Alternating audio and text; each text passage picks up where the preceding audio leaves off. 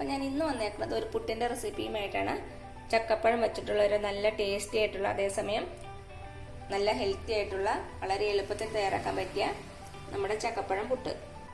ഇത് നല്ല ടേസ്റ്റിയാണ്. നമുക്ക് പുട്ടിന് പ്രത്യേകിച്ച് കറികളുടെ ആവശ്യമൊന്നുമില്ല. അപ്പോൾ നമുക്കിത് എങ്ങനെ ഉണ്ടാക്കുന്നതെന്ന് നോക്കിയാലോ. അപ്പോൾ നമുക്ക് നമ്മുടെ ടേസ്റ്റി ആയിട്ടുള്ള പുട്ടുണ്ടാക്കാൻ തുടങ്ങാം. അതിനുവേണ്ടി ഞാൻ ഒരു ഗ്ലാസ് പുട്ടുപൊടി എടുത്തിട്ടുണ്ട്. പിന്നെ എടുത്തേക്കുന്നത് ഒരു 1/2 കപ്പ് തേങ്ങ. പിന്നെ നമുക്ക് വേണ്ടത് ചക്കപ്പഴം.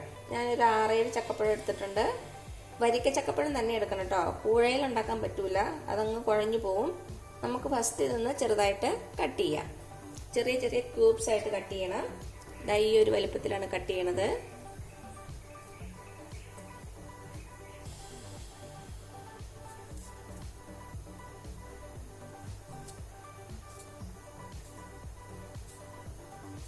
ഇപ്പം എന്താ നമ്മുടെ ചക്കപ്പഴമൊക്കെ ഞാൻ ചെറുതായിട്ട് കട്ട് ചെയ്ത് കഴിഞ്ഞു.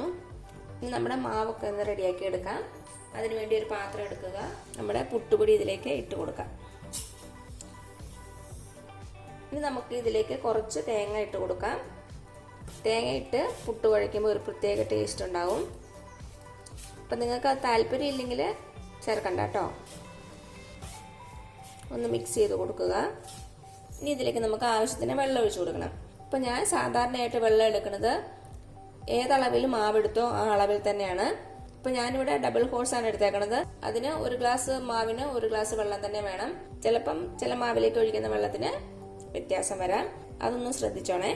ഈ ഗ്ലാസ്സിൽ തന്നെയാണ് മാവെടുത്തത്. അപ്പോൾ ഈ ഗ്ലാസ്സിൽ തന്നെ നമുക്ക് വെള്ളം എടുക്കാം. ഇതിലേക്ക് നമുക്ക് 1 ടീസ്പൂൺ പഞ്ചസാര ചേർത്ത് കൊടുക്കാം. ചെറുതായിട്ടൊരു മധുരത്തിന് വേണ്ടിയിട്ടാണ്. നമ്മൾ ഈ പുട്ടിന് വേറെ കറികളൊന്നും യൂസ് ചെയ്യണില്ല.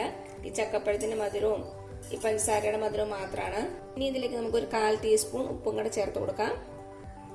ഇനി നമുക്ക് നന്നായിട്ടൊന്ന് ഈ പഞ്ചസാരയും ഉപ്പും കൂടെ ഒന്ന് അലിയിച്ചെടുക്കണം. അപ്പം നമ്മുടെ പഞ്ചസാരയും ഉപ്പും നന്നായിട്ട് മെൽറ്റ് ആയിട്ടുണ്ട്. ഇനി ഇത് നമുക്ക് നമ്മുടെ പുട്ടുപൊടിയിലേക്ക് ഒഴിച്ചു കൊടുക്കാം. ഞാൻ സാധാരണ ഉണ്ടാക്കുന്നത് തളിച്ചു കൊടുത്തല്ല, ഡയറക്റ്റ് ആയിട്ട് അങ്ങ് ഒഴിക്കുകയാണ് ചെയ്യുന്നത്.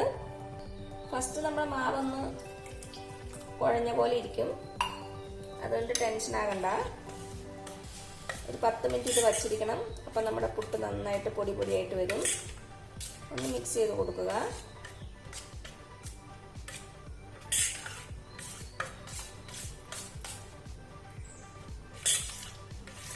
അപ്പം നമ്മുടെ വെള്ളം ഒഴിച്ച് നന്നായിട്ടൊന്ന് നമ്മുടെ മാവ് കുതിർന്നിട്ടുണ്ട്. ഇനി നമുക്കൊരു 10 മിനിറ്റ് ഇങ്ങനെ വച്ചിരിക്കണം.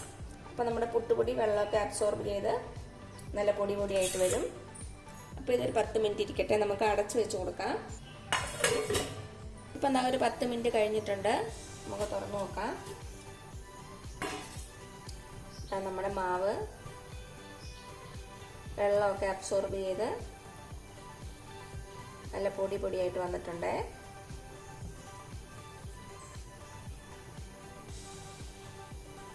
ജസ്റ്റ് ഒന്ന് മിക്സ് ചെയ്ത് കൊടുക്കുക.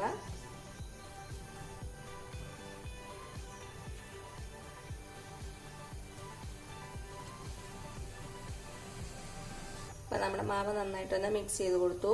നമ്മുടെ പൊടിയിലേക്ക് ഒരു 2-3 ടേബിൾ സ്പൂൺ ചക്കപ്പഴം ചേർത്ത് കൊടുക്കാം.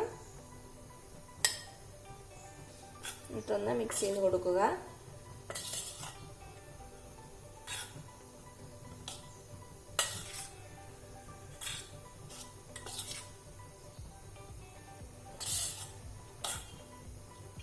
ചക്കപ്പഴം ചേർത്ത ശേഷം നന്നായിട്ടൊന്ന് മിക്സ് ചെയ്ത് കൊടുത്തു. നമ്മുടെ ചക്കപ്പഴം നമ്മുടെ പൊടിയുടെ എല്ലാ ഭാഗത്തും വന്നിട്ടുണ്ട്. ഇത്ര മതിയാകും. ഇനി നമുക്ക് പുട്ടുണ്ടാക്കാൻ തുടങ്ങാം. അതിനുവേണ്ടി ഞാൻ കുക്കറിലൊരു 1/4 ഭാഗത്തോളം വെള്ളം അടുപ്പത്ത് വെച്ചിട്ടുണ്ട്. വെള്ളം തിളയ്ക്കാറായിട്ടുണ്ട്. ഞാനിവിടെ ചിരട്ടപ്പുട്ടിലാണ് പുട്ടുണ്ടാക്കുന്നത്. അപ്പം നിങ്ങളുടെ കയ്യിൽ ചിരട്ടപ്പുട്ടില്ലെങ്കിൽ നമ്മുടെ സാധാരണ നീളത്തിലുള്ള പുട്ടുകുറ്റി ഉണ്ടല്ലോ, അതിലുണ്ടാക്കിയാലും മതി. ആദ്യം നമുക്ക് ഫസ്റ്റ് ലെയറായിട്ട് തേങ്ങ ചേർത്ത് കൊടുക്കാം.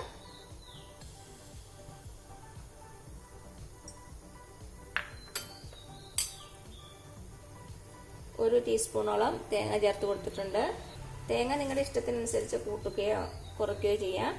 ഇനി ഇതിലേക്ക് നമുക്ക് അടുത്ത ലെയറായിട്ട് നമ്മുടെ ചക്കപ്പഴം ചേർത്ത് കൊടുക്കാം.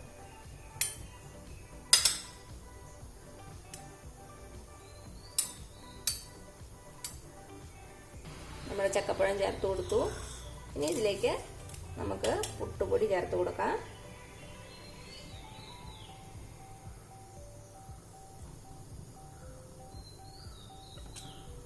പ്രസ് ചെയ്ത് പൊടി നിറയ്ക്കരുത്. ഇപ്പം നമ്മുടെ പൊടി നിറച്ചു കൊടുത്തു. ഇനി ഇതിൻ്റെ മുകളിലോട്ട് നമുക്ക് കുറച്ചുകൂടി ചക്കപ്പഴം ചേർത്ത് കൊടുക്കാം.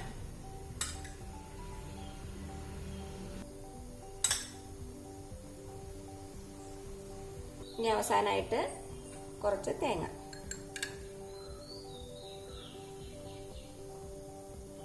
ഇനി നമുക്ക് അടുപ്പത്ത് വെച്ച് വേവിക്കാം. ഞാൻ കുക്കറിൽ ഒരു 1/4 ഭാഗത്തോളം വെള്ളം വെച്ചിട്ടുണ്ട്.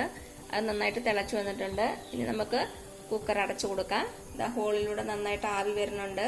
ഇനി ഇതിലേക്ക് നമുക്ക് നമ്മുടെ പുട്ടുപാത്രം വെച്ചു കൊടുക്കാം.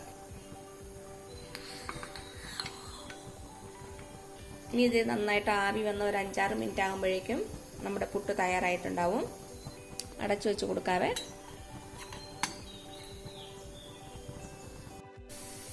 ഇപ്പം ഒരു 5 മിനിറ്റ് കഴിഞ്ഞിട്ടുണ്ട്. നന്നായിട്ട് ആവിയൊക്കെ വരുന്നുണ്ട്. നല്ല ചക്കപ്പഴത്തിൻ്റെ സ്മെല്ലാണ് നമ്മുടെ കിച്ചൺ നിറയെ. ഇപ്പം നമ്മുടെ പുട്ട് നന്നായിട്ട് വെന്തിട്ടുണ്ടാവും. നമുക്കിതിനി കുക്കറിൽ നിന്ന് മാറ്റാം. നമുക്ക് ഓപ്പൺ ചെയ്ത് നോക്കാം. ഇതാ നമ്മുടെ ആവി പറക്കുന്ന പുട്ട് റെഡി ആയിട്ടുണ്ട്. ഇനി നമുക്ക് ഒരു പാത്രത്തിലേക്ക് മാറ്റാം.